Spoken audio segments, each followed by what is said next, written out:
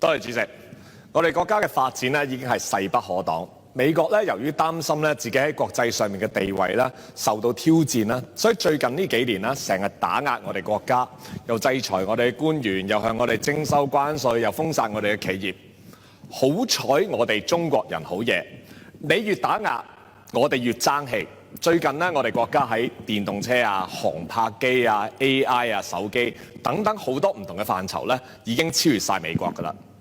可能因為咁嘅關係，自從咧特朗普重新今屆上任之後咧，就更加變本加厲，對我哋國家同埋香港咧加徵高達145%咧嘅所謂對等關稅。呢啲擺到明咧就係美國嘅霸凌行為。根本我哋香港其實一直都係零關稅㗎嘛。自由港過去10年，美國喺香港賺咗超過2700億美金嘅貿易順差。如果你話要對等嘅話，咁對我哋香港嘅關稅係咪應該係零呢？所以你話如果呢啲唔係霸凌、唔係搶掠嘅話，又係乜嘢呢？但係面對美國嘅挑釁，我哋中國人呢係絕對唔會退縮，絕對唔會屈服，絕對唔會畏懼嘅。我哋香港從來冇怕過任何嘅挑戰。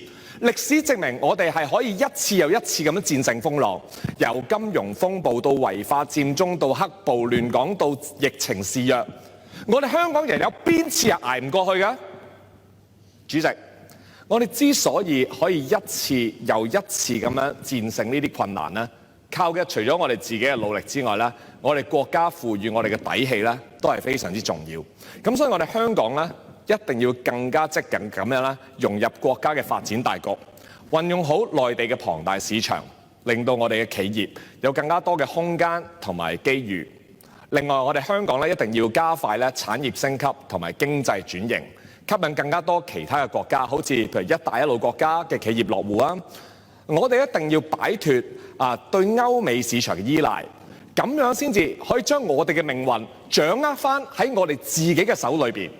唔通我哋仲幻想美國會對我哋網開一面嗎？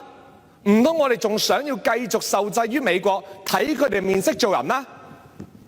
主席，美國嘅行動咧，唔單止咧係經濟嘅問題，而係赤裸裸嘅政治霸凌。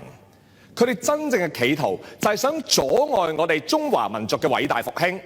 但係如果美國以為咁樣做就可以令我哋屈服嘅話，咁佢就真係睇錯晒啦，因為我哋中國人係從來冇退縮過嘅。你越打壓我哋就越爭氣。弱國無外交，呢啲就係歷史俾我哋嘅血汗教訓。所以我哋一定要繼續自強不息，守護我哋國家嘅尊嚴。只要我哋團結一致，發奮圖強，世界嘅未來一定係我哋中國嘅。中華民族嘅偉大復興一定係勢不可擋嘅。多謝主席，本人謹此陳辭。劉業強議員。